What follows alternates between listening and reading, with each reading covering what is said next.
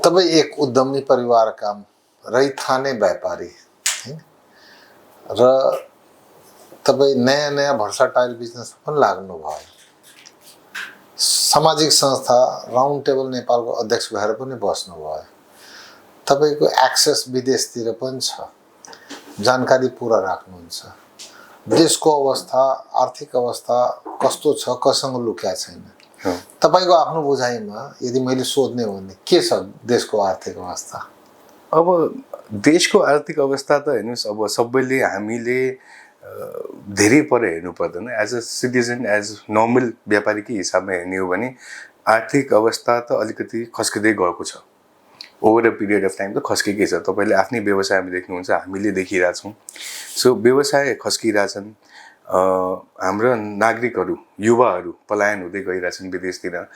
अनि हाम्रो राज्यबाट चाहिँ अब शेयर बजारतिर फेरि फर्क्यो। हजुर, आजको स्थितिमा शेयर बजारलाई जुवाको अड्डा भनिन्छ। घाटामा गइराखेको कुनै प्रतिष्ठान, उसको शेयरको भाउ भत्तै बढ्छ, लजिक बुझ्न सकेका हुँदैनन्। बडै उज्जवल भविष्य भएको कुनै प्रतिष्ठान छ, उसको शेयरको भाउ झ्याप्प खस्दिन्छ, त्यसको पनि लजिक बुझ्न सकेका हुँदैनन्। र शेयरको खेलाडी सबै छैन, तर शेयरमा अलिअलि इन्भल्भ भएका सबै मेरा आफ्ना कर्मचारी उनीहरू रातारात गरिब भइरहेछन् हैन, कंगाल भइरहेछन्। तपाईलाई के लाग्छ, म भनेको कुरो यो जुवाको अड्डा सही हो कि केही यसमा भ्रान्तिहरू छ? शेयर मार्केट चाहिँ मलाई चाहिँ नि के भन्न मन लाग्छ भने शेयर मार्केट भने यस्तो डाइनामिक ठाउँ हो। शेयर मार्केट भन्नुहुन्छ भने जुवा घर पनि हो। शेयर मार्केट भनेको वेल्थ क्रिएसन, इन्भेस्ट गर्ने ठाउँ पनि हो।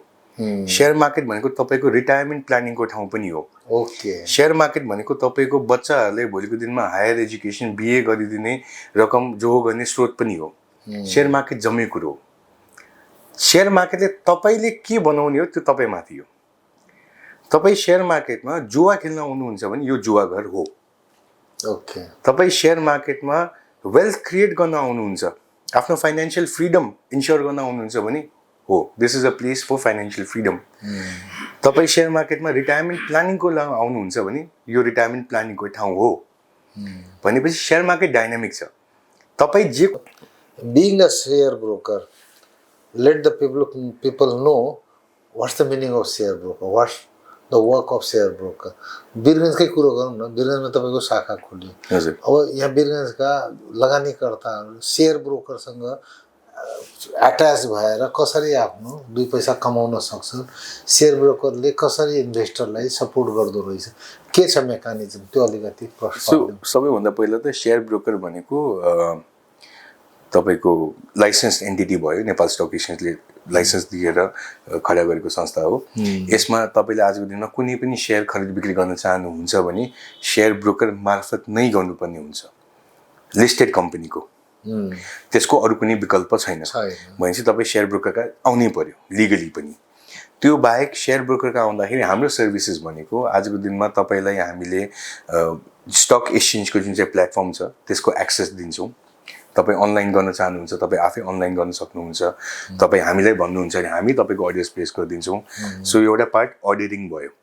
त्यसपछि सबैभन्दा ठुलो काम भनेको सेटलमेन्ट क्लियरिङ हो, जुन मैले अघि तपाईले भने कि तपाईले शेयर किन्दाखेरि शेयर पाउने।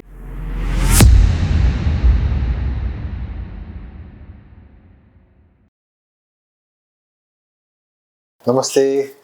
आज कन्भर्सेसन विथ गणेशको यो स्टुडियोमा काठमाडौँबाट एक यस्ता युवा व्यक्तित्व आउनुभएका छन् जुन आफ्नो कर्म बलले आफूलाई स्थापित गरे र प्रमाणित गरे उद्यमशीलताको क्षेत्रमा।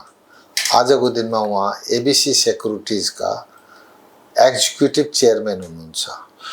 नितेश कुमार अग्रवाल उहाँको नाम हो। उहाँको एउटा शाखा कार्यालय हालसालै बिरगन्जमा पनि स्थापित भएको छ। आज उहाँसँग हामीहरू यही शेयर बजारको विषयमा र उद्यमशीलताको विषयमा गफ गर्नेछौँ। स्वागत गरौँ है। स्वागत छ नितेश कुमारजी। धन्यवाद, धन्यवाद। कन्भर्सेसन विथ गणेशको यो स्टुडियोमा। Thank you so much. तपाई शेयर बजारमा लाग्नु भएछ। आम जनता जो शेयर बजारमा लागेका छैन उनीहरूलाई बुझाउने खालको यदि भाषामा बोल्ने भने शेयर बजार के हो अलि बताइदिनुहोस् न। शेयर बजार भनेको एकदम सिम्पल ल्याङ्ग्वेजमा बुझ्ने हो भने शेयर भनेकै के हो, एउटा कुनै केही कुरोको भाग हो। शेयर भनेको इङ्ग्लिसमा हामी शेयर भन्दाखेरि भाग हो भनेपछि आम जनता जसले इङ्ग्लिस पनि बुझ्नुहुन्न, जसले शेयर पनि नबुझ्ला, उहाँले कसरी बुझाउनु पर्ने यो भने पार्टनरसिप बिजनेस हो। तपाईँ कुनै पनि बिजनेसमा पार्टनर बन्नुहुन्छ, दुईजना पार्टनर मिलेर मैले इक्वल होइन दुवैले मिलेर एउटै अमाउन्ट हाल्यो भने 50-50% को पार्टनर भयो, 4 जना भयो भने 25-25% को पार्टनर भयो। र त्यही रेसियोलाई हामीले भाग गर्दै गयौँ भने सानोभन्दा सानो डिनोमिनेसन भनेको शेयरमा 1 शेयर भनेर हुन्छ। सो तपाईँले जति शेयर किन्नुहुन्छ, शेयर भनेको त्यो कम्पनीको ओनरसिप हो, तपाईँ त्यो कम्पनीको साहु भन्नुभएको छ। Very true. सो शेयर भनेको बेसिक ल्याङ्ग्वेजमा त्यही हो। तपाईँ एक उद्यमी परिवारका रैथाने व्यापारी हैन, र तपाईँ नयाँ नयाँ भर्साटाइल बिजनेसमा पनि लाग्नुभयो। सामाजिक संस्था राउन्ड टेबल नेपालको अध्यक्ष भएर पनि बस्नुभयो। तपाईँको एक्सेस विदेशतिर पनि छ, जानकारी पुरा राख्नुहुन्छ। देशको अवस्था, आर्थिक अवस्था कस्तो छ, कसँग लुक्या छैन। तपाईँको आफ्नो बुझाइमा यदि मैले सोध्ने हो भने के छ देशको आर्थिक अवस्था? अब देशको आर्थिक अवस्था त हेर्नुहोस्, अब सबैले हामीले धेरै पर हेर्नु पर्दैन। As a citizen, as normal व्यापारीकै हिसाबमा हेर्ने हो भने आर्थिक अवस्था त अलिकति खस्किँदै गएको छ। Over a period of time त खस्किएकै छ। तपाईँले आफ्नै व्यवसायमा देख्नुहुन्छ, हामीले देखिरहेछौँ। सो व्यवसाय खस्किरहेछन्, हाम्रो नागरिकहरू, युवाहरू पलायन हुँदै गइरहेछन् विदेशतिर। अनि हाम्रो राज्यबाट चाहिँ कतिको सपोर्ट पाछौँ भन्ने एउटा ठुलो क्वेसन छ। आजको दिनमा राज्यले सपोर्ट गरेन भने व्यवसाय अथवा आर्थिक स्थिति नै कुनै पनि देशको माथि उक्लिन गाह्रो हुन्छ। त्यसमा सबैभन्दा पहिला त टपबाट भिजन आउनु पर्यो। सो लिडरसिपबाट भिजन आयो भने बिस्तारै हामी उद्यमीहरू लागेर, त्यसपछि सबै नागरिकहरू लागेर सबैले आफ्नो कर्म गर्दै जाने भने अनि डेभलपमेन्ट हुने हो। सो अहिलेको आर्थिक अवस्था चाहिँ अलिकति नाजुकै देखिरहेको छु मैले। अझ डिप जाने हो भने चाहिँ मलाई के लाग्छ भन्दाखेरि आजको दिनमा हामी फाइनेन्सियल्स अलिअलि हेर्छौँ होइन। फाइनेन्सियल्स हेर्दाखेरि चित्त नबुझ्ने कुरो के हो, हाम्रो बजेटको झन्डै 65% खर्च चाहिँ हामी चालु खर्चमा राखेका छौँ है। त्यसपछि हाम्रो झन्डै 20% चाहिँ हाम्रो loan servicing, interest servicing cost छ। Very true. जम्मा 15% चाहिँ हाम्रो डेभलपमेन्ट खर्च। ठिक छ, 15 भइदिए भए पनि हुन्थ्यो नि होइन। तर आर्थिक वर्ष समाप्त हुँदाखेरिसम्म हेर्दाखेरि त टोटल डेभलपमेन्ट एक्सपेन्डिचरको पनि 60-70% भन्दा बढी हामीले गर्न सकेका छैनौँ। त्यो पनि असाढ महिनामा, त्यो पनि असाढी विकास हुन्छ हाम्रो। त्यो हुने हो भने त अलिक समस्या त त्यहाँ छ नि। हामीले, मलाई चाहिँ के लाग्छ, कुनै पनि देशै चलाउने हो भने पनि, देश भने पनि तपाईँले कुनै पनि कुरालाई सबैभन्दा स्मलेस्ट डिनोमिनेसनमा लिएर गएर हेर्नुपर्छ। देश चलाउने हो भने पनि तपाईँले आफ्नो परिवार चलाएकै जस्तै सोच्नु पर्यो। Very true. तपाईँको आम्दानी कति छ, त्यही अनुसार तपाईँ बजेटिङ गर्नुहुन्छ, त्यही अनुसार तपाईँ सेभिङ गर्नुहुन्छ, त्यही अनुसार तपाईँ एलोकेसन गर्नुहुन्छ। आजको दिनमा त्यही कुरालाई तपाईँले देशको रूपमा लिएर जाने हो, त्यो देशको बजेट हो। र आजको दिनमा विडम्बना के छ भन्दाखेरि हाम्रो बजेटको ठुलो अंश त हामी चालु खर्च र लोन सर्भिसिङमा गरिरहेछौँ भने डेभलपमेन्ट एक्सपेन्डिचर कहाँ छ? अब शेयर बजारतिर फेरि फर्क्यो। हजुर, आजको स्थितिमा शेयर बजारलाई जुवाको अड्डा भनिन्छ। घाटामा गइराखेको कुनै प्रतिष्ठान, उसको शेयरको भाउ भत्तै बढ्छ, लजिक बुझ्न सकेका हुँदैनौँ। बडै उज्जवल भविष्य भएको कुनै प्रतिष्ठान छ, उसको शेयरको भाउ झ्याप्प घस्दिन्छ, त्यसको पनि लजिक बुझ्न सकेका हुँदैनौँ। र शेयरको खेलाडी सबै छैन, तर शेयरमा अलिअलि इन्भल्भ भएका सबै मेरा आफ्ना कर्मचारी, उनीहरू रातारात गरिब भइरहेछन् होइन, कङ्गाल भइरहेछन्। तपाईँलाई के लाग्छ, म भनेको कुरो यो जुवाको अड्डा सही हो कि केही यसमा भ्रान्तिहरू छ? शेयर मार्केट चाहिँ मलाई चाहिँ नि के भन्न मन लाग्छ भने, शेयर मार्केट भने यस्तो डाइनामिक ठाउँ हो। शेयर मार्केट भन्नुहुन्छ भने जुवा घर पनि हो। शेयर मार्केट भनेको वेल्थ क्रिएसन, इन्भेस्ट गर्ने ठाउँ पनि हो। शेयर मार्केट भनेको तपाईँको रिटायरमेन्ट प्लानिङको ठाउँ पनि हो। ओके। शेयर मार्केट भनेको तपाईँको बच्चाहरूले भोलिको दिनमा हायर एजुकेसन बिए गरिदिने रकम जो गर्ने स्रोत पनि हो। शेयर मार्केट जम्मै कुरो हो। शेयर मार्केटले तपाईँले के बनाउने हो त्यो तपाईँमाथि हो। तपाईँ शेयर मार्केटमा जुवा खेल्न आउनुहुन्छ भने यो जुवा घर हो। ओके। तपाईँ शेयर मार्केटमा वेल्थ क्रिएट गर्न आउनुहुन्छ, आफ्नो फाइनेन्शियल फ्रिडम इन्स्योर गर्न आउनुहुन्छ भने हो, this is a place for financial freedom. तपाईँ शेयर मार्केटमा रिटायरमेन्ट प्लानिङको लागि आउनुहुन्छ भने यो रिटायरमेन्ट प्लानिङको ठाउँ हो। भनेपछि शेयर मार्केट डाइनामिक छ। तपाईँ जे कोले आउनु भएको छ त्यो पाउनुहुन्छ।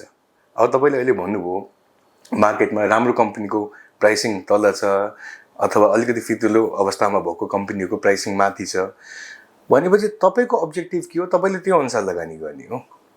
तपाईँले राम्रो कम्पनी सस्तो भाउमा पाउनुहुन्छ भने त त्यो भने त isn't that a good deal.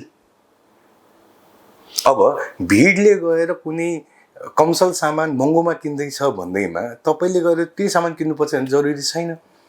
तपाईँले देशी घिउ सस्तोमा पाउनुहुन्छ, देशी घिउ सस्तोमा किन्ने नि किन डाल्डा किन्ने? ठिकै छ। अब आँखा चिम्लेर कोही व्यापारी या कोही उपभोक्ता भनौँ, कोही गृहिणी भनौँ, कोही छात्र छात्रा भनौँ या कुनै पेसाकर्मी आँखा चिम्लेर सेयर किनिरहेछ र पछि गएर रोइलो गर्छ, अखबारमा कुराउँछ, बर्बाद भयो। त्यस्ता आँखा चिम्लेर किन्नेहरूलाई बुलेट पोइन्टमा सुझाव दिनु पर्यो भने के सुझाव दिनुहुन्छ? त्यसपछि मात्र के हुनसक्छ र मलाई के लाग्छ भन्दाखेरि शेयर बजारमा अर्को एउटा चाहिँ नि जसले आँखा मिचेर पनि लगानी गर्नुहुन्छ नि, जतिसुकै लस लागोस् है, त्यसलाई चाहिँ एउटा मेरो यो हार्वर्डको डिग्रीको पैसा हो भनेर सोच्नुपर्छ। म मेरो क्लाइन्टहरूलाई, साथीहरूलाई स्पेसली भन्छु, म के भन्छु, उसले जति पैसा गुमाएको छ म त्यही अनुसार स्कुल अथवा कलेजको नाउँ लिन्छु क्या उसले। यो तिम्रो यहाँको डिग्री थियो, तिमीले अब यहाँ सिक्यौ कि सिक्नु अब तिम्रो माथि हो। डिग्री लिए, डिग्री मात्रले त भएन नि, सिक्नु पनि पर्यो। तिमी सिक्न सक्छौ भने चाहिँ अगाडि बढ्यो मार्केटमा, र तिमी सक्दैनौ भने मार्केटबाट बाहिर हुनु।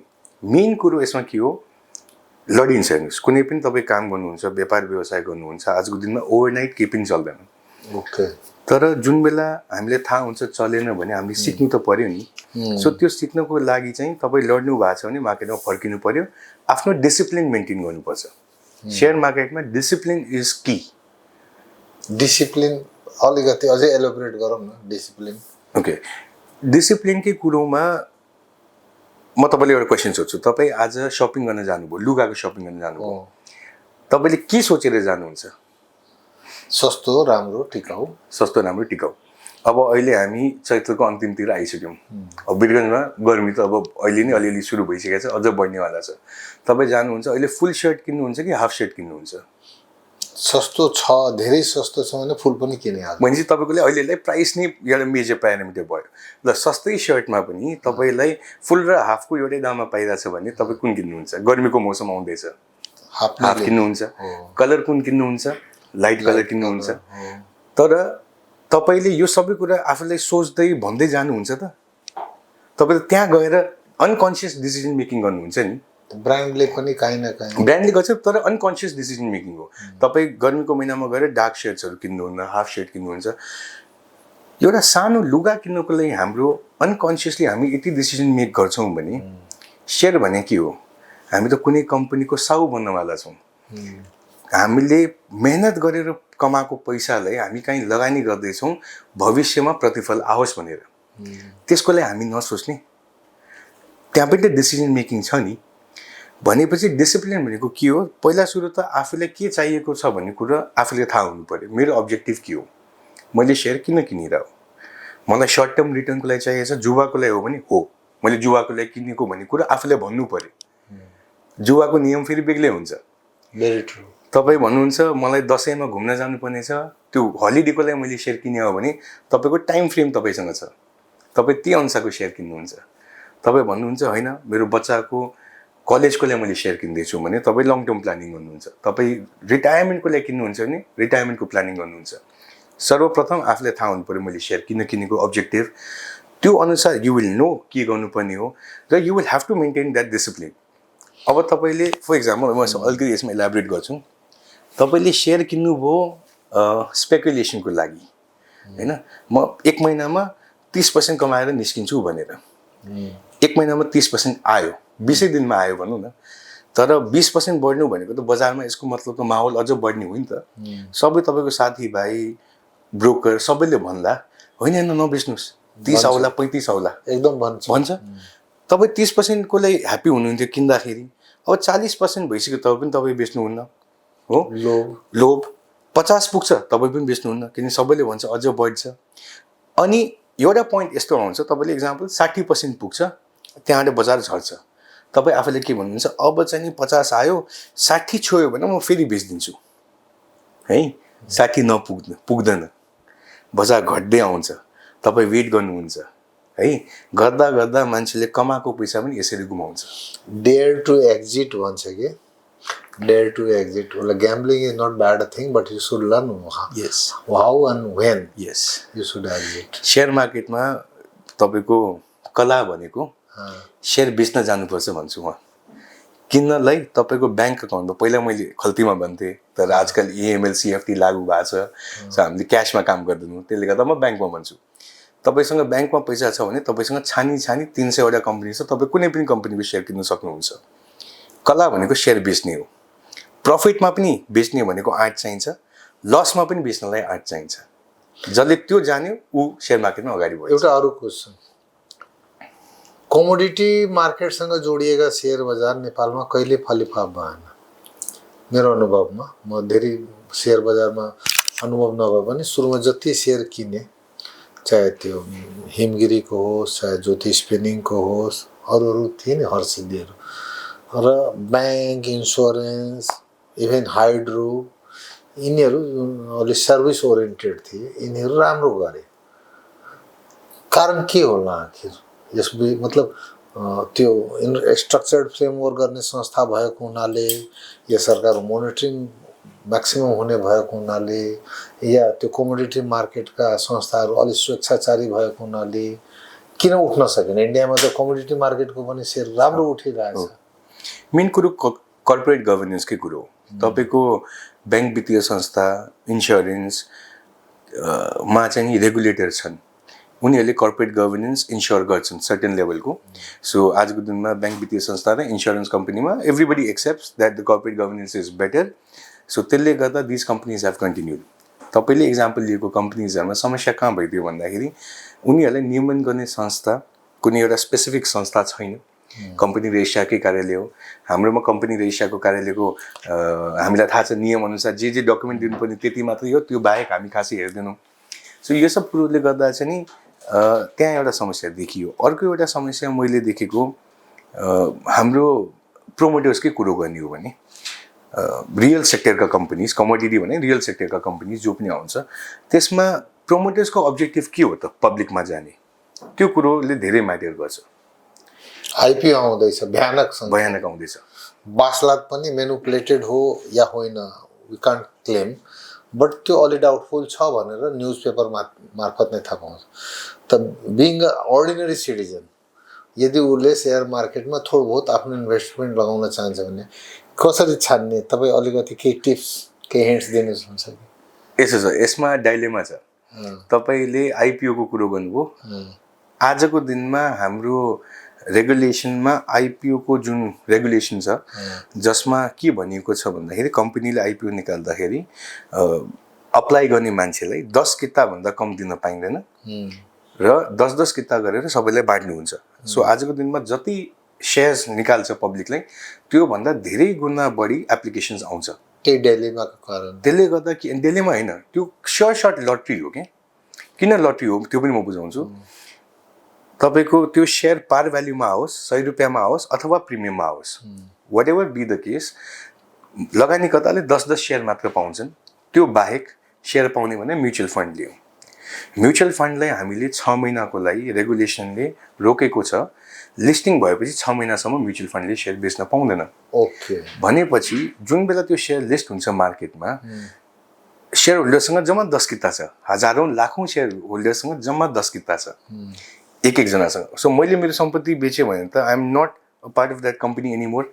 प्राइस बढ्यो भने पनि I am not a part. भनेपछि यस्तो स्क्याटर्ड मार्केटमा सप्लाई लिमिटेड भयो, सप्लाई दिने मान्छे कोही पनि भएन र डिमान्ड क्रिएट भयो। हैन। सो त्यसले गर्दा के भइदिन्छ भन्दाखेरि प्राइस अटोमेटिकली बढ्ने ठाउँ छ। यो हामीले सप्लाई कन्स्ट्रेन्ट गरेको हुनाले हो। त्यसले गर्दा अहिलेको नियममा त म ब्लन्टली भन्छु, हामी कहाँ रेटिङ एजेन्सिज पनि छन्, सबै छन्। रेटिङ एजेन्सिजको पनि आज रेटिङ हेरेर हामीलाई काम छैन। किन छैन भन्दाखेरि रेटिङ एजेन्सीले तपाईँको सी अथवा डी नै रेटिङ गर्यो भने पनि त्यो कम्पनीको पनि भाउ आइपिओ आइसकेपछि 1000 रुपियाँ पुग्छ, ए कम्पनीको पनि 1000 पुग्छ। तर त्यो कम्पनी राम्रो अथवा नराम्रो भनेर पुग्या होइन, त्यो हाम्रो यो फ्रेमवर्कले गर्दा पुग्या हो। नेपालमा मान्छेसँग नगदी छ, सानो रकम, लगानीको धेरै विकल्प नभएर पनि गएको हो कि सेयर मार्केट? लगानीको धेरै विकल्प पनि छैन र अर्को कुरो सेयर मार्केट एक्सेसिबल छ।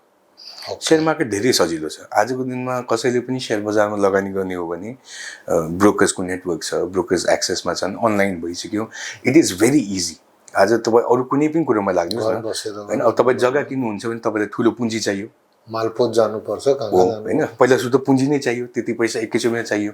तपाईँ सुनै किन्नुहुन्छ भने पनि त्यसको लागि पनि अहिले त सुनको भाउ अनुसार त ठुलै पैसा चाहिन्छ, तर पनि त्यो किन्नलाई you are unsure of the quality of तपाईँले बेच्न कसरी जाने, सबै कुरो अप्ठ्यारो। मार्केटमा आफै पुग्नु पर्यो। र अर्को कुरो चाहिँ नि यो अर्गनाइज मार्केट हो। अर्गनाइज मार्केट भन्नाले आजको दिनमा यसको रुल्स सेट गरिएको छ। नेपाल स्टक एक्सचेन्ज छ, उसले ब्रोकर्स बनाएको छ। तपाईँले सेयर बेच्नुहुन्छ भने you have a guarantee that तपाईँले सेयर बेचेको पैसा पाउनुहुन्छ। सेयर किन्नु भएको छ भने यु हेभ अ ग्यारेन्टी कि तपाईँले सेयर पाउनुहुन्छ। भनेपछि कन्फिडेन्स त्यहाँ बिल्ड हुने हो। Being a share broker, let the people know what's the meaning of share broker, what's the work of share broker. वीरगन्जकै कुरो गरौँ न, वीरगन्जमा तपाईँको शाखा खोल्यो। हजुर। अब यहाँ वीरगन्जका लगानीकर्ताहरू सेयर ब्रोकरसँग एट्याच भएर कसरी आफ्नो 2 पैसा कमाउन सक्छ, सेयर ब्रोकरले कसरी इन्भेस्टरलाई सपोर्ट गर्दो रहेछ, के छ मेकानिजम, त्यो अलिकति प्रश्न। सबैभन्दा पहिला त सेयर ब्रोकर भनेको तपाईँको लाइसेन्स एन्टिटी भयो। नेपाल स्टक एक्सचेन्जले लाइसेन्स दिएर खडा गरेको संस्था हो। यसमा तपाईँले आजको दिनमा कुनै पनि सेयर खरिद बिक्री गर्न चाहनुहुन्छ भने सेयर ब्रोकर मार्फत नै गर्नुपर्ने हुन्छ, लिस्टेड कम्पनीको। त्यसको अरू कुनै विकल्प छैन। भनेपछि तपाईँ सेयर ब्रोकरका आउनै पर्यो, लिगली पनि। त्यो बाहेक सेयर ब्रोकरका आउँदाखेरि हाम्रो सर्भिसेस भनेको आजको दिनमा तपाईँलाई हामीले स्टक एक्सचेन्जको जुन चाहिँ प्लेटफर्म छ त्यसको एक्सेस दिन्छौँ। तपाईँ अनलाइन गर्न चाहनुहुन्छ, तपाईँ आफै अनलाइन गर्न सक्नुहुन्छ। तपाईँ हामीलाई भन्नुहुन्छ भने हामी तपाईँको अडियोस प्लेस गरिदिन्छौँ। सो एउटा पार्ट अडिटिङ भयो। त्यसपछि सबैभन्दा ठुलो काम भनेको सेटलमेन्ट क्लियरिङ हो। जुन मैले अघि तपाईँले भने कि तपाईँले सेयर किन्दाखेरि सेयर पाउने ग्यारेन्टी र बिक्री गर्दाखेरि पैसा पाउने ग्यारेन्टी, त्यो आउने भने सेटलमेन्ट एन्ड क्लियरिङबाट हो। भनेपछि त्यो रिस्क ब्रोकरले म्यानेज गरे हुन्छ। ओके। अब आजको दिनमा हाम्रो नियमले के भन्छ भन्दाखेरि ब्रोकरले त लगानीकर्तासँग सेयर माग्दैन, ब्रोकरसँग माग्छ, होइन, ग्यारेन्टर जस्तो भयो। भनेपछि हामी भने त्यो मार्केटमा जुन चाहिँ त्यो ग्यारेन्टी गर्ने जुन चाहिँ मैले भने जुन कुरोले गर्दा विश्वास मान्छेहरूमा आउँछ, त्यो विश्वास पुरा गरिदिने संस्था भने ब्रोकर हो। चार्जेसहरू के छ, कस्तो छ? चार्जेसहरू चाहिँ धितोपत्र बोर्डबाट नै हाम्रो फिक्स गरिएको चार्जेस छ। 0.24 देखि 0.36% कमिसन, डिपेन्डिङ अन द खरिद र बिक्री दुईटैमा। खरिद र बिक्री दुईटैमा। सेयर ब्रोकर आफ्नो लागि किन्न सक्छ कि सक्दैन? सेयर ब्रोकरले यस्तो छ, आफ्नो लागि भन्नाले त्यसलाई हामी प्रोप्राइटरी ट्रेडिङ भन्छौँ, जसमा ब्रोकरले आफ्नै कम्पनीबाट आफ्नै नाउँमा सेयर खरिद बिक्री गर्ने। आजको दिनमा नेपालमा त्यो अलाउड छैन। त्यसको लागि चाहिँ 150 करोडको क्यापिटल हालेर डिलरसिप जसले लिन्छ उसले मात्र गर्न पाउँछ त्यो। तर सेयर ब्रोकरले चाह्यो भने अर्को ब्रोकरको थ्रु आफ्नै कम्पनीकै नाउँमा, ब्रोकरेज फर्मकै नाउँमा अथवा आफ्नो नाउँमा सेयर खरिद बिक्री गर्न पाउँछ। त्यसमा समस्या छैन। आफ्नो पर्चेजमा आफै ब्रोकर बन्न पाउँदैन। हजुर। अब अरू कुरोतिर लाग्छ। तपाईँ त्रिभुवन अन्तर्राष्ट्रिय विमानस्थल जानुहुन्छ, जानै पर्छ। त्यहाँ सयपत्री माल लगाएको, नेपाली झन्डा ओढेको, यहाँ त्यत्रो टिका लगाएको, नेपाली टोपी लगाएको, पिठ्यौमा त्यही एयर ब्याग, होइन, बोकेर, ब्याकप्याक भनौँ, बोकेर नेपाली युवाहरू धमाधम गइरहेछन्, होइन, कतारतिर कहाँ प्लेन प्याक छ एकदम, होइन। के छ नेपाल साँच्चीकै किन अपर्च्युनिटी रहेन यस कारण गइरहेछन् के अपर्च्युनिटी छ तर मिसम्याच भइरहेछ? हामीले त्यो बुझाउन नसकेको युवाहरूलाई कि एकाडेमिक कुनै त्यस्तो मिसम्याच छ, के छ तपाईँको बुझाइमा? हेर्नुहोस्, म त विदेश आफै घुम्न पनि गएँ, कामले पनि गएँ, धेरै कुरो हेरेँ। मलाई चाहिँ नि नेपालमा अपर्च्युनिटीको त कमी कुनै पनि हालतमा छैन जस्तो लाग्छ। छैन है। आजको दिनमा हामी भन्छौँ भने रिसोर्सेस भन्नुहुन्छ नेपालमा रिसोर्सेस व्यापक छ। टुरिज्मको हिसाबमा तपाईँ भन्नुहुन्छ Nepal is one of the most beautiful countries in the world. टुरिज्ममा हामी धेरै अगाडि बढ्न सक्ने ठाउँ छ। हामी आजको दिनमा 2 of the world's biggest economic पावर्सको बिचमा हामी छौँ। हामीले एडभान्टेज लिन सक्ने ठाउँहरू धेरै छ, अपर्च्युनिटी व्यापक छ। आई थिङ्क त्यो मिसम्यानेजमेन्ट नै हो जसले गर्दा युवा आज बाहिर जानु परेछ। कुनै विद्यार्थी आज ब्याचलर्स सकाएर अथवा +2 सकाएर म केही काम गर्छु भनेर लाग्यो भने उसले सजिलो छ। पहिला सुरु त व्यापार दर्ता गर्नेदेखि लिएर उसको समस्या त्यहीँबाट सुरु हुन्छ होइन। र हाम्रोमा समस्या के छ, अर्को एउटा कुनै गल्ती गऱ्यो भने गल्ती हुन सक्छ नि, तपाईसँग पनि हुन्छ, आजको दिनमा पनि हुनसक्छ, मसँग पनि हुन्छ, सबैसँग गल्ती हुन्छ। तर गल्ती गर्यो भन्दैमा हामीले कुनै न कुनै वे आउट त दिनु पऱ्यो नि, सम्झाउने बाटो पनि राख्नु पऱ्यो नि, त्यो हामी गर्दैनौँ। त्यसपछि हामी हरासमेन्ट छ। तपाईँले कुनै व्यापार व्यवसाय खोल्नुहोस्, तपाईँले 10 थरीको अप्रुभल लिनुपर्छ। तपाईँको त्यो 10 थरीको अप्रुभल लिनमै कति क्यापिटल जान्छ, कति कस्ट छ भन्ने कुरो सबैलाई थाहा छ। So because of all of those things issue त्यहाँ देख्छु। अर्को एउटा इस्यु चाहिँ के छ, अहिलेको जमानामा आई थिङ्क युथमा पनि अलिकति प्रब्लम छ। I am being very blunt. जसरी पेसेन्स छैन, रातारात धनी हुनु पर्यो। एक्ज्याक्टली। माहौल कक्षा 10 सम्म त तपाईँ फेल भए पनि प्रमोट भइराख्नु भएको छ। एसईमा मात्र एउटा इमान्दारीपूर्वक परीक्षा लिइन्छ, त्यसमा पनि चिटिङ यो मधेसतिर त भयङ्कर छ। त्यो पनि कारण छ कि? त्यो पनि कारण छ। हेर्नुहोस्, मलाई चाहिँ के लाग्छ, एकाडेमिकमा आजको दिनमा cheating is not a big thing मलाई लागेको चाहिँ। किन भन्दाखेरि हाम्रो एजुकेसन सिस्टम कस्तो छ, मैले एसएलसी दिएँ हो, एसएलसी दिएपछि मैले ए लेभल्स दिएको थिएँ केम्ब्रिजको होइन। ए लेभल्स दिँदाखेरि त्यहाँको र एसएलसीको डिफ्रेन्स म भन्छु। एसएलसीमा हामीले के पढाइन्थ्यो भन्दाखेरि फर्मुला घोकेर जानु पर्थ्यो है, अनि त्यो आन्सरको मेरो analysis of the outcome was not important. My usage of the formula was important. मैले फर्मुला सही लेखेँ कि लेखिनँ। तर केम्ब्रिजकोमा के हुन्थ्यो, इक्जाममा जाँदाखेरि फर्मुलाको बुक दिनुहुन्थ्यो हामीले सँगै। फर्मुला यसमा छ, you do not have to मतलब घोक्नु परेन फर्मुला, तपाईँ फर्मुला युज गर्नुहोस्, derive the answer and then you give your analysis of the outcome. कुनै बेलामा सेल्फ इम्प्लोइमेन्टको सिपमूलक तालिम पनि हुन्थ्यो स्कुलमा, त्यो पनि जमाना भयो बन्द भएको। त्यो पनि मलाई लाग्छ एउटा कारण त्यो पनि होला। त्यो पनि छ। म यसमा एउटा अचानक हेर्छु, मलाई आफूले एकदम इच्छा भएको, म गर्न धेरै चाहन्छु, अहिलेसम्म राम्ररी त्यसलाई मैले मटेरियलाइज गर्न सकेको छैन। हाम्रोमा फाइनेन्सियल लिट्रेसीको चाहिँ धेरै ठुलो कमी छ। यसलाई क्लियर गरौँ। म ब्रोकर भएर मैले सेयर मार्केटको एजुकेसनको कुरा गरेँ होइन, मैले फाइनेन्सियल लिट्रेसीको कुरा गरेको। आज तपाईँ डक्टर बन्दै हुनुहुन्छ, इन्जिनियर बन्दै हुनुहुन्छ, अथवा तपाईँ कुनै पनि नन म्यानेजरियल फिल्डमा जानुहुन्छ भने सबैले पढ्ने कर्म गर्ने के को लागि हो, अल्टिमेटली पैसा कमाउनु, आफ्नो फाइनेन्सियल फ्रिडमको लागि नै गर्ने हो नि त।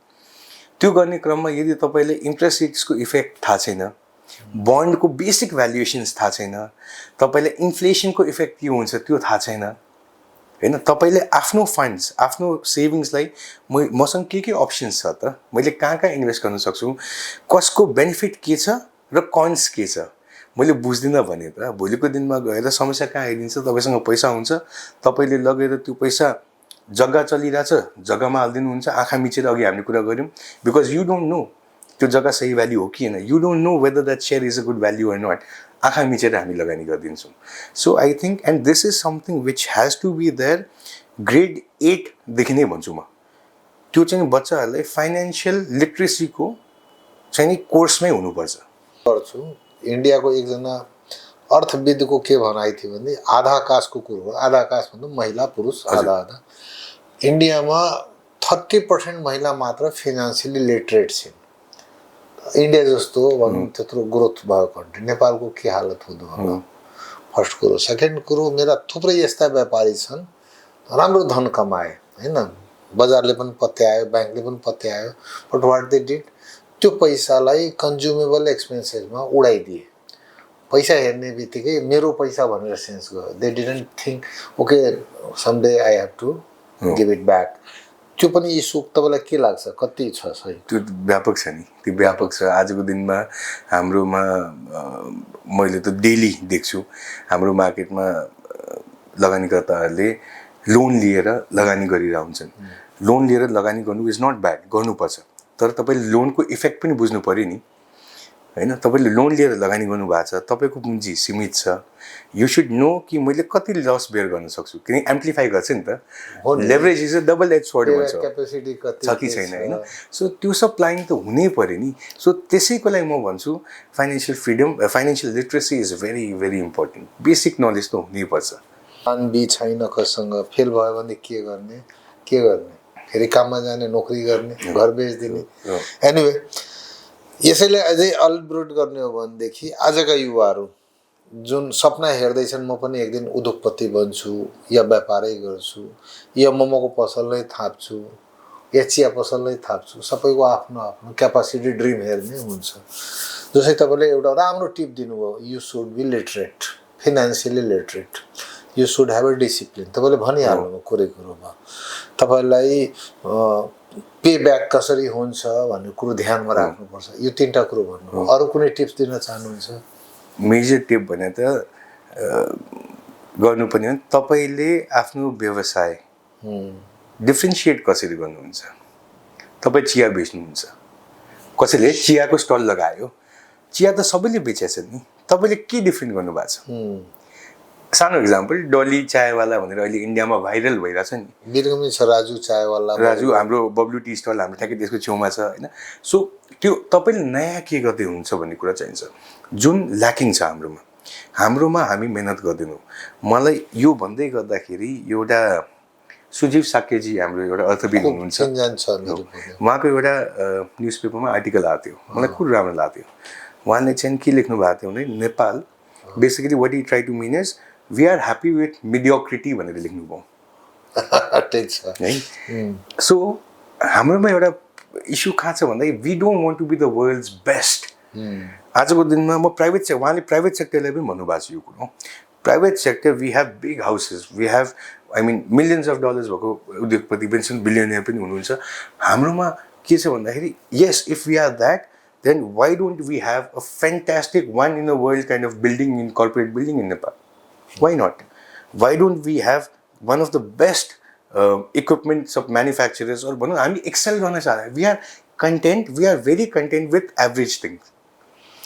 धेरै टाउको दुखाउन चाहँदैन हो भनेपछि कुनै पनि युवाले केही पनि काम गर्ने हो भने सबैभन्दा पहिला त मैले के डिफ्रेन्ट कुरो गर्दैछु और how can I make that different भनेर हेर्नु पऱ्यो. इनोभेसन हुनु पऱ्यो. Without innovation if you do not have Warren Buffett हुनुहुन्छ हाम्रो सेयर मार्केटको भ्याल्यु इन्भेस्टमेन्टको, उहाँले एउटा मोट भन्ने एउटा कुरो गर्नुहुन्छ. तपाईँको बिजनेसमा तपाईँले के कुरो यस्तो राख्नु भएको छ which creates barriers for entry to other competitors. Do special thing, they do ordinary things with a special manner. त्यो कुरो मलाई याद आयो, तपाईँको भनेको कुरो त्यहाँ मैले रुजु गरेँ. अरू अर्को ट्रिप होइन, त्यो अर्को मलाई लाग्छ हामी अनेस्ट हुनुपर्छ. अनेस्ट फेरि त्यो बडा अलि त्यो म एकदम सिम्प्लिफाई गरिदिन्छु. तपाईँ जेसुकै काम गर्नुहोस्, राति तपाईँ घरमा पुग्दाखेरि तपाईँले अरूलाई जतिसुकै ढाँटे पनि तपाईँले आफूलाई ढाँट्न सक्नुहुन्न. आफूलाई सोध्नुहोस्, सोध्नुहोस् मैले आज ठिक गरेँ गरिनँ अनेस्टली होइन.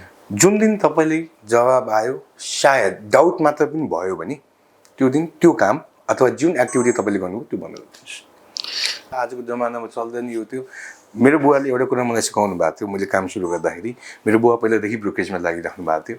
उहाँले के भन्नुहुन्थ्यो, यदि तिमी सही छौ भने yes there will be instances where you might not be able to fulfil every wish of your client. त्यसले गर्दा क्लाइन्ट छुटेर जान सक्छन्. But if you are true and honest, integrity छ भने उहाँ फर्केर आउनुहुन्छ. And over my 17 years of career, I've seen a lot of people coming back. म हात जोडेर भन्छु sorry I cannot give this service भनेर भन्छु. We end on a good term but then they come back. भन्छ नि सत्य परेशान हो सकता है, सत्य मर नहीं सकता. सफल व्यवसायको लक्षण के हो? जस्तै एउटा भनौँ न, नियत साफ हुनु पऱ्यो, इमान्दार हुनु पऱ्यो. तपाईँ कसँग टाई हुन खोज्नुभयो, कुनै व्यापारीसँग पार्टनरसिपमा कुनै राम्रो काम गर्न खोज्नुभयो, या कसैलाई माल उधारोमा बेच्न खोज्नुभयो, एजेन्सी दिनुभयो, या लिइराख्न खोज्नु भएछ भने how do you understand they are okay, they are good, they are best, or they are not eligible to do या गो टुगेदर विथ, कसरी तपाईँले ठम्याउनुहुन्छ? देयर आर डिफ्रेन्ट क्यारेक्टरिस्टिक्स यसमा। तपाईँको क्यारेक्टरिस्टिक्समा टेक्निकल क्यारेक्टरिस्टिक्स डेफिनेटली होला। सो फर इक्जाम्पल पार्टनरसिपमै जाने हो भने पनि टेक्निकल नो हाउ कति छ, एजुकेसन कति छ, त्यो दिज आर बेसिक थिङ्स। अरू फाइनेन्सियल कुराहरू पनि होला, तर मेजर कुरो चाहिँ I think values have to match. Your values have to match. If your values do not match, कुनै न कुनै पोइन्टमा गएर समस्या आउँछ, डिस्प्युट आउँछ। तपाईँको भ्याल्यु सिस्टम म्याच गर्छ भने that partnership can carry on for a long time. But if the values do not match, problem हुन्छ। सो आई थिङ्क सर्वप्रथम नै हामीले हेर्नुपर्ने भने भ्याल्यु सिस्टम म्याच हुन्छ कि हुँदैन। फर इक्जाम्पल कोही एथिकल होला, कसैले भनौँ न somebody might be ethically driven, उसलाई ह्याङ्की प्याङ्की गर्नु मन छैन, तर उसले कुनै पार्टनर यस्तो पायो who wants to make quick money and willing to do anything, कति दिन त्यो पार्टनरसिप चल्ला? भेरी ट्रु, चल्दैन। So value system has to match. So I think कसैले पनि केही पार्टनरसिप गर्ने हो, कहीँ लाग्ने हो भने चाहिँ आई थिङ्क योर कस्टमर्ससँग, भेन्डर्ससँग पनि यो value systems have to match. अब यसलाई घुमाएर सोध्छु, हजुर, आजको दिनमा एकदम सेतो घोडामा कोही कुदिरहेछ, सफल व्यवसायी, हजुर, तपाईँ कसरी आकलन गर्नुहुन्छ यो अब चाँडै लड्नेवाला छ, खत्तम हुनेछ, यसको ठिक छैन यो रवैया, कसरी थाहा पाउनुहुन्छ? अलिकति डिफिकल्ट क्वेसन चाहिँ हो, तर यदि डेटाको एक्सेस छ भनौँ न, अब किनकि मैले अब उहाँले सेतो घोडामा मात्रै कुदेको मात्रै देखेँ भने त म पनि भन्छु, कसैले केही पनि भन्न सक्दैन। तर तपाईँको स्किल सेट, तपाईँको सर्कल अफ कम्पिटेन्स के छ, वाट यु नो, तपाईँ त्यो कम्पिटेन्सको भित्र काम गरिराख्नु भएको छ कि छैन। If you start moving out from that competence and if you do not understand what you are doing, then त्यो प्रब्लम आउँछ। र ग्रोथलाई हामी हेर्ने हो भने हामी ग्रोथलाई कसरी डिटर्माइन गर्छौँ भन्दाखेरि if I own 10 companies then people think I am growing. But if I have only 1 company and मैले त्यो कम्पनीलाई यत्रो ठुलो बनाएँ कि it is as good as 10 companies, त्यो पनि ठुलो हो नि त। एक्ज्याक्टली, म त्यही सोचिरहेको थिएँ। If you are just doing multiple task, are not eligible or not giving proper time, then it's very risky kind of. Exactly. Second, मैले आफ्नो अनुभव गरेको मार्केटको कस्ट कसँग लुक्या हुँदैन। तपाईँ फलानुलाई यति सस्तोमा बेचेको देख्नुहुन्छ, माल फालाफाल छ, उधारो पनि त्यत्तिकै राखेको छ, लाइफ पनि ल्याभिस छ, हेर्दा गजब छ होइन, ब्याङ्कको लोन तपाईँलाई थाहा छैन, बट यु क्यान एज्युम यार एक न एक दिन त जान्छ, यति सस्तोमा बेचिरहेछ, it means he is losing, या उसको नियत खराब छ।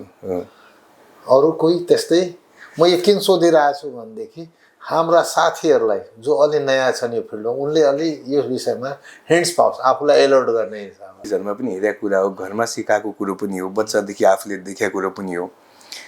मेहनत गरेर कमाएको पैसा खर्च गर्न गाह्रो हुन्छ, एकदम एकदम, र सजिलो आएको पैसा खर्च छिटो हुन्छ।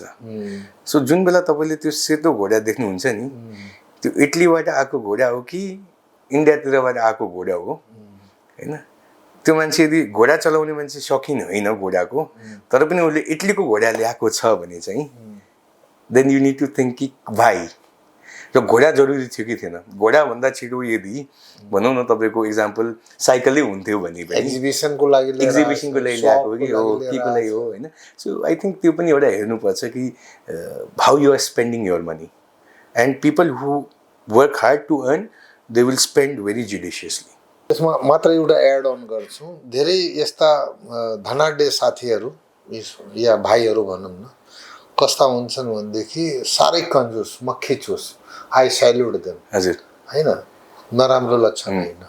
कति यस्ता हेर्छु भनेदेखि सो अफमै हुन्छ, तिनीहरूको ब्यालेन्स सिट कस्तो छ हामीलाई थाहा छैन, but we may be happy, आहा कस्तो आनन्द छ यार, 1 लाख रुपियाँ पार्टीमा खत्तम हुन्थ्यो, but they are very risky. आजको समयमा स्टाफ रिटेन्सनको ठुलो हेडेक भइरहेछ, गुड स्टाफको होइन। हरेक कम्पनीमा जहाँ साथीहरूसँग भेट्छौँ नि, यार के गर्ने, फर्स्ट क्लास मैले ट्रेन गरेँ, तयार गरेँ, 10 साल लाग्यो, 20 लाख होला, 2 गुणा दिएर फलानुले लग्यो या विदेश गयो, या ब्याङ्कले तान्यो, दिमाग खराब छ, फेरि 10 साल लाएर तयार गर्नुपर्छ।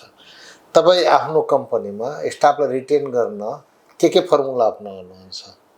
सबैभन्दा पहिला त स्टाफलाई आफ्नो कम्पनी मेरो कम्पनी हो भनेर फिल हुनु पर्यो नि। हो हैन, उसलाई जुन बेलासम्म म यो कम्पनीको स्टाफ हो भनेर फिल हुन्छ नि, तबसम्म ऊ तपाईँको होइन। उसलाई जुन बेला लाग्छ यो कम्पनी मेरो हो, त्यो बेला रिटेन्सन तपाईँले गर्नै पर्दैन, ऊ आफै बस्छ। त्यो गर्नलाई चाहिँ धेरै कुरो हुनसक्छ। इट इज नट नेसेसरी कि तपाईँले उसलाई पार्टनरै बनाउनुपर्छ अथवा स्टाफ सेयर्सै दिनुपर्छ भने पनि त्यो पनि अप्सन छ। इसप्स आएकै छन्, इसप्स दिन्छन्, विदेशतिर सबै ठाउँमा छ, त्यो पनि एउटा अप्सन हो। हाम्रो लिगल सिस्टममै एउटा प्रोभिजन गरेकै छ, 10% आफ्नो प्रफिटको, नेट प्रफिटको 10% बाँड्ने हो कर्मचारीहरूलाई, त्यहाँबाट दिनुपर्छ। कर्मचारीले बोलाएर सोध्नुपर्छ तिम्रोलाई मैले के गर्न सक्छु,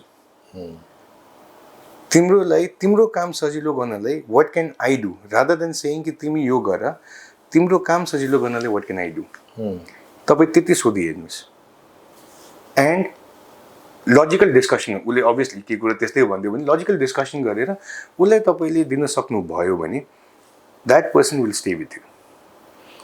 तपाईँले उसलाई रेस्पेक्ट दिनुभयो नि त, पैसा मात्र सबै कुरो होइन। उसको फ्यामिली बर्डनलाई हामीले कति समय दिनुपर्छ? It be interfere, unnecessary interfere. No interference यस्तो हो, अब it is up to you how much you go into it होइन। अब आजको दिनमा उसको फ्यामिलीमा के समस्या परेको छ, उसले आएर तपाईँसँग सेयर गरेको छ अथवा उसले आएर तपाईँसँग केही कुराको हेल्प मागेको छ, मद्दत गर्नुभएको छ, मद्दत मागेको छ, त्यो बेलामा उसको लागि त मद्दत दिन सक्ने मान्छे को हो?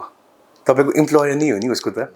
उसको बस 12 घण्टा हामीसँग छ हो होइन, उसको लागि त अरू कोही पनि छैन, उसले अरू कसैले गएर माग्न सक्ने होइन, उसले त आफूले भन्ने। त्यो बेलामा हामीले कसैले रियाक्ट गर्छौँ त्यो पनि कुरो हो। आजको दिनमा तपाईँकै आफ्नै परिवारमा इमिडिएट फ्यामिली होइन, लेट्स से तपाईँको काका कसैको फ्यामिलीमा केही समस्या पऱ्यो भने तपाईँ अगाडि बढेर गर्नुहुन्छ नि, तपाईँ त्यही फिलिङले उसको लागि गरिदिनुहोस् न। एकदम सही ठाउँमा। मैले धेरै अगाडि एउटा म्यानेजमेन्टको क्लास एटेन्ड गरेको थिएँ। कहाँ गरेको थिएँ एक्ज्याक्टली आई डोन्ट रिमेम्बर। पहिला 40-50 वर्ष अगाडि रोजीरोटीको लागि मान्छे रोजगार खोज्थे, त्यसपछि एउटा समस्या आयो, लिभिङको क्वालिटी आफ्नो ठिक पार्नलाई रोजगार खोज्न थाले। आजको समयमा मान्छे आफ्नो इज्जत बनाउनलाई, सम्मान पाउनलाई रोजगार गर्छन्। If you don't give any kind of respect, any time he will fly away भनिन्छ। ऊ छोड्छ मौका पाउने बित्तिकै। त्यो हो। अर्को पनि समस्या छ, थुप्रै तपाईँको कम्पनीमा स्टाफ यस्ता पनि हुन्छन् जो इमान्दार त छन् but they are good for nothing. Efficiency grow गर्न सकिरहेको छैन, या उनी चाहेका छैनन्, या उनको एजले त्यस्तो। तिनीहरूसँग कसरी पार पाउनुहुन्छ? तपाईँ कुनै व्यापार व्यवसाय गर्नुहुन्छ भने तपाईँ च्यारिटीको लागि त बसेको होइन, क्लियर हो। त you are there to make profits होइन। नाउ इफ तपाईँको टिममा त्यस्तो कोही हुनुहुन्छ जसले तपाईँलाई भ्याल्यु एड गर्न सकेका छैन, first of all you if that person is honest and integrity भएको मान्छे हो भने you try to give them exposure to that skill set. ट्रेनिङबाट हुनसक्ला, आफै सिकाएर हुनसक्ला, अलिकति गाइडेन्स दिएर हुनसक्ला। त्यसपछि पनि हुँदैन भने you have to let go. किनभने त्यस्तो इम्प्लोइजलाई त if somebody is not performing you cannot carry that person for ever. मतलब क्रप गर्नमा हिचकिचाउनु हुँदैन, यस्तो बेलामा त हुँदैन, यु कान्ट हेल्प द्याट। र सँगसँगै म अर्को के भन्छु, तपाईँको टेक्नोलोजी यति फास्ट मुभ भइरहेछ। आजको दिनमा 5 वर्ष अगाडि जो मान्छे तपाईँको लागि एकदम इफिसियन्ट थियो प्रोबेबली आज ऊ नहोला। अब त्यहाँ तपाईँले क्रप गर्नुभयो भने that is not justified also. Then how you will do it? Company पनि बचाउनु छ, कम्पनी बचाउनु छ। सो प्रोबेबली त्यस्तो बेलामा it is even more important कि या त you find a good job for that person. आफ्नै मतलब भनौँ डिपार्टमेन्ट चेन्ज गरेर हुनसक्छ, उसको स्किल के राम्रो छ त उसलाई त्यो स्किलमा राख्नु पऱ्यो, अथवा उसलाई जुन स्किल अब हामीलाई चाहिएको छ त्यो स्किल सिक्नलाई हामीले मोटिभेट गर्नु पऱ्यो। तपाईँ बिइङ अ एन्टरप्रेन्योर, तपाईँको हार्डली एज कति होला? 41 होला, 42 होला। के छ फ्युचर प्लान? भविष्यमा आफूलाई कहाँ हेर्न चाहनुहुन्छ?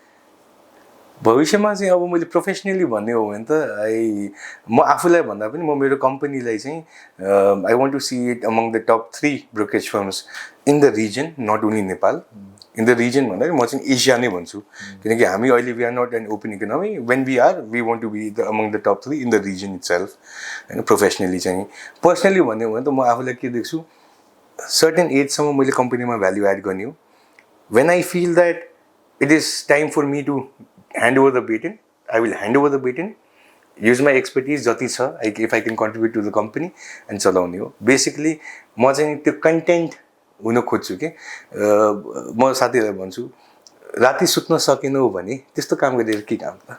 राति सुत्न सक्नु पर्यो, फ्यामिलीसँग टाइम स्पेन्ड गर्न सक्नु पर्यो. 70 पछि एकदम किटुवा भन्छु है. हजुर 70 पछि तपाईँ आफूलाई के भएको हेर्न चाहनुहुन्छ? 70 पछि चाहिँ म आफूलाई मेरो एबिसी सिक्युरिटिजमा मेरो होल्डिङ हुन्छ. somebody else is managing ABC Securities. म एजिएममा मात्र जाने हो, डिभिडेन्ड खाने हो. मेरो इन्भेस्टमेन्ट्सले मेरो रिटायरमेन्ट 70 पछिको मेरो फाइनेन्सियल रिक्वायरमेन्ट सबै फुलफिल गर्नुपर्छ र म कुनै पहाडमा डाँडामा गएर सानो कटेजमा गएर हुन पनि यस्तो छ. We were having this discussion है अहिले some time back with my friends. म मारवाडीहरूको बारेमा हाम्रै कम्युनिटीको बारेमा अलिकति भन्छु. हाम्रो कम्युनिटीमा हाम्रो बुवाहरूको जेनेरेसनमा सम्म के थियो भन्दाखेरि पैसा भनौँ न सेभ गरे गर्थ्यौँ लास्टसम्म र मारवाडीले खर्च गर्दैन थियो. मारवाडीले खर्च गर्ने भनेको एउटा मात्र इभेन्ट हुन्थ्यो, BA.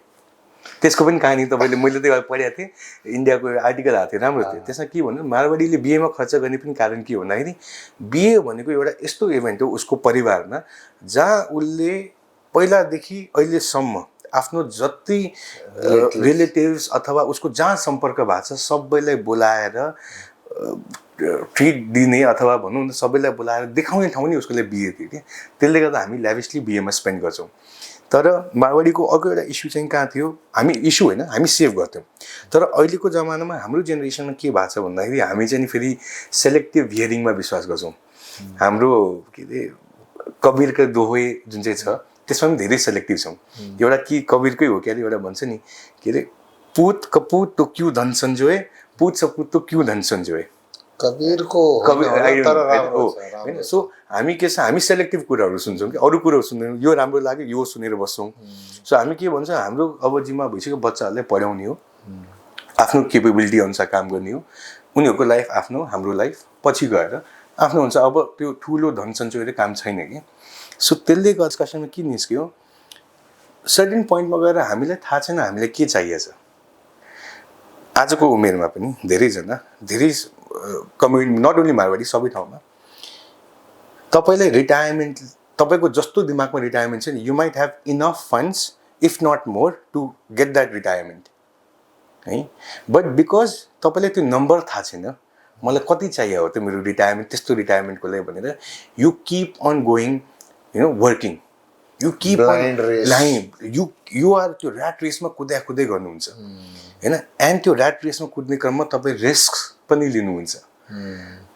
Some time the risk might pay off, some time it may not होइन. एन्ड त्यो ऱ्याट रेसमा कुदिराख्ने हो भने त भोलिको दिन जति आफूलाई चाहिएछ त्यो रिटायरमेन्ट आफूले सोचेको रिटायरमेन्ट पाइरहेछ भने त यु क्यान स्लो डाउन नि. I am not staying stopping work. हेर्नुहोस् हामी 70 होइन 80 म त वारेन बफेटले हाम्रो गुरु नै मान्छु. हि इज ओभर 90 होइन. हि स्टिल वर्किङ नि. बक्सा हातमा he still working. So you never stop working. But he came in versatile kind of job. किताब पनि लेखिरहेछ होइन, बच्चाहरू क्लास पनि लिइरहेछ, मोटिभेसनल स्पिच पनि दिइरहेछ. एक एज पछि मान्छे आफूलाई डिफ्रेन्ट किसिमले भनौँ न प्रेजेन्ट गर्न खोज्दो रहेछ. I don't know about you but I think why can't be a author. म मेरो why can't be a motivational speaker, why can't be a teacher, why can't be an artist. Yes. If I don't do right now, when I will do? Yes. एक दिन पछि हात गोडा चल्न बन्द भइहाल्छ. त्यो पनि एक एज पछि मान्छेको दिमागमा भित्रको इन्ट्युसन जागेर आउँदो रहेछ. Let's see. म त बेस्ट विसेस भन्छु. डेफिनेटली. अब तपाईँले ठ्याक्कै भन्नुभयो. तपाईँ हामी स्कुलमा हुँदाखेरि धेरै एस्पिरेसन्सहरू थियो नि. म म्युजिक सिक्छु इक्जाम्पल, म यो गर्छु म त्यो गर्छु. त्यो बेला गर्न पाइएन वाट एभर धेरै कारणले गर्दा धेरै गर्न पाएनन् होला. बट देन एउटा सर्टेन एज पछि if you have the time if you have the resources why not गर्नुपर्ने. You have only one life. True. So you should do make the best out of it. अब सानो question सानो answer फटाफट लास्टमा नेपालको साह्रै राम्रो ठाउँ 2-3टा बताउनु पर्यो भने तपाईँ के भन्नुहुन्छ? मेरो पर्ने घुम्नु पनि हौ. म त काठमाडौँ वासी. काठमाडौँ नजिकको जति पनि पहाडहरू छन् 1 घन्टामा पुगिन्छ. सबैभन्दा बेस्ट त मलाई त्यो लाग्छ काठमाडौँ बाहिर भन्ने हो भने म पोखराको त I am a very vivid lover of Pokhara त्यो भाइब चाहिँ पोखराको धेरै राम्रो छ त्यो बाहेक म लोमान्थाङ एकचोटि पुगेको थिएँ we had driven to Lomanthang by foot होइन गाडी नै ड्राइभ गरेर हामी गएको थियौँ फुल व्हिल ड्राइभ लिएर आई लभ ड्राइभिङ सो त्यसले गर्दा चाहिँ नि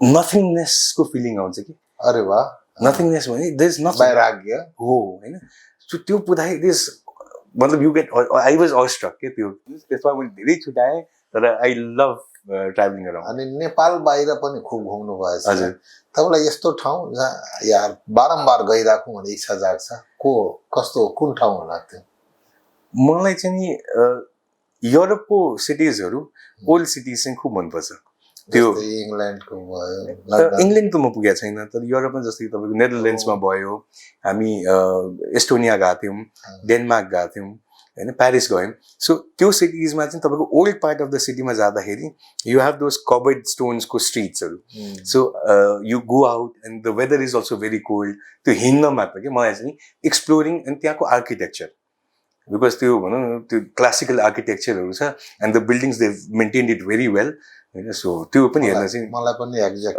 मलाई त्यो नयाँ नयाँ एकदम अहिलेको आर्किटेक्टको हिसाबले खासै रुचि जाग्यो हिस्टोरिकल मोनुमेन्ट छ भनेदेखि मलाई हेरिराख्नु मन लाग्छ त्यो जमानामा केही थिएन त्यस्तो टेक्नोलोजी कसरी गरे होला एनिवे तपाईँ किताब पढ्नमा कति रुचि राख्नुहुन्छ पहिला पढ्थेँ अहिले बिचमा अलिकति कम भयो तर I want to get back to reading I have but a lot of books start गर्छु अहिले not being able to complete but I want to get back to reading cinema कति हेर्नुहुन्छ सिनेमा म धेरै हेर्छु लास्ट सिनेमा एकदम चित्त बुझेको आनन्द आयो हेरेर यार भनेर अस्ति भर्खर I am very bad with names specially मुभिजमा म हिन्ट्स दिन्छु नेपाली कि हिन्दी नेपाली होइन किनकि अहिले मैले लेटली नेपाली मुभी हेरेको छुइनँ लास्ट वाज 6-7 months ब्याक एउटा Hindi movie which I can recall is Laapataa Ladies भनेर एउटा मुभी थियो आई लभ द्याट मुभी एउटा इङ्ग्लिस मुभी थियो आई फगट अस्ति हेरेको थिएँ it was very nice I can't recall the name it was very nice in fact मेरो one of the all time favourite movies भनेको चाहिँ नि इङ्ग्लिसमा द पर्स्युट अफ ह्याप्पिनेस हो 4-5 पल्ट हेरिसकेँ त्यो जति हेर्नु पनि पुग्दैन and that is one of the best characters अगाडि आयो भने माया लागेर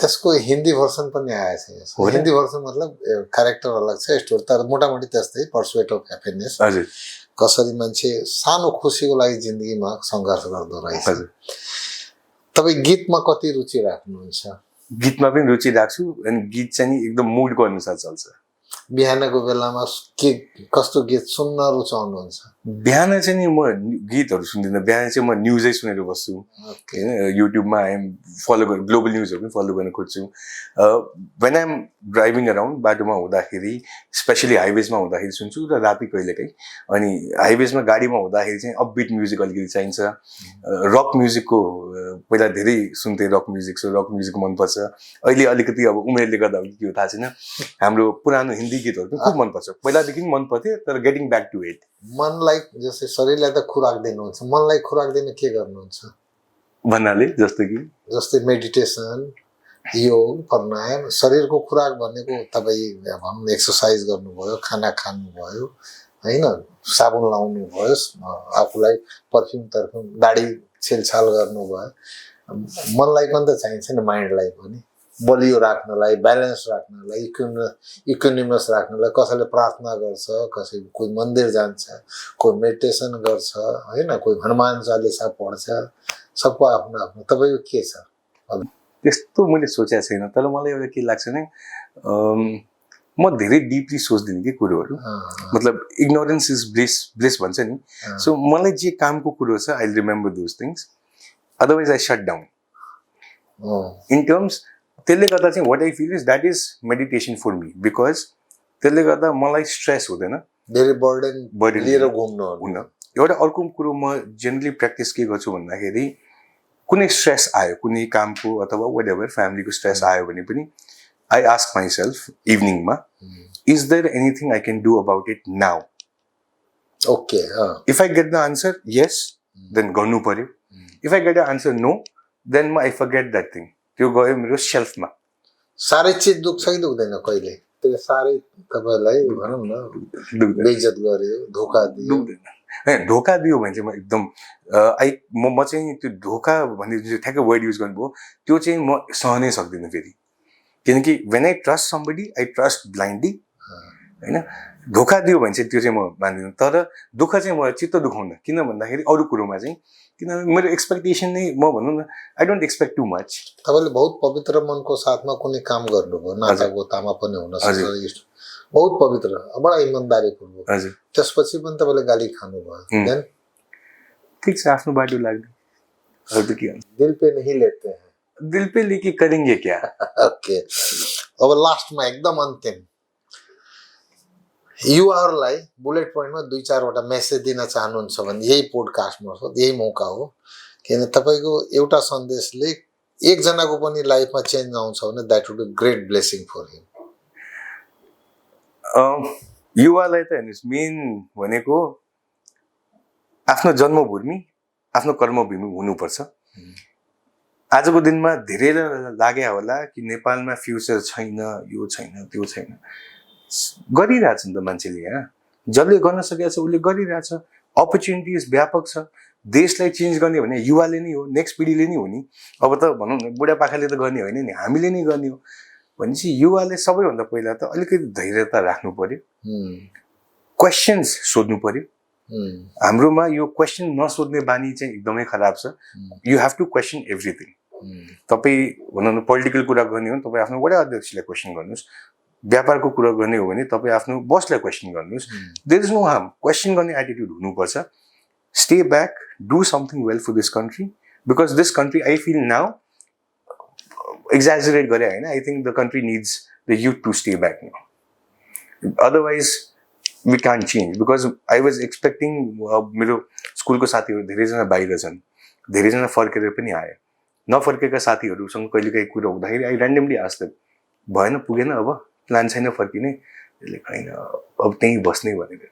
देन आई फिल द्याट पढिसकेका छन्, they've achieve what they wanted to in life, now lifestyle नेपालको lifestyle has not improve, they don't want to come back, then how will the country run? People have to stay, there is no other option. त्यसको लागि जे environment बनाउनुपर्छ, जसको responsibility हो, तपाईँको पनि होला मेरो पनि होला, त्यो हामीले पुरा गर्नुपर्छ। भनेको मतलब युवाहरूलाई सिंगल सन्देश छ, come back to Nepal, do for your country. Yes definitely, and please don't crib about the system होइन, सिस्टम हामीले बनाउने हो होइन। If you can then try to change it, but don't crib about it. Very true. ल आजको कार्यक्रम यही, अब हामी बिट मारौँ, फिर मिलेंगे ब्रेक के बाद, लेट्स सी। मलाई लाग्छ आजको कार्यक्रम धेरै रोचक भयो होला। अब म नितेश अग्रवालजीलाई के भन्छु भनेदेखि नेक्स्ट टाइम आउँदाखेरि नयाँ कुनै अचिभमेन्ट, नयाँ कोही ओहदा, नयाँ कुनै अनुभवका साथमा फेरि बसौँ, युवाहरूको विषयमा कुरो गरौँ फेरि पनि। अहिलेलाई नमस्कार, धन्यवाद, थ्याङ्क यू सो मच।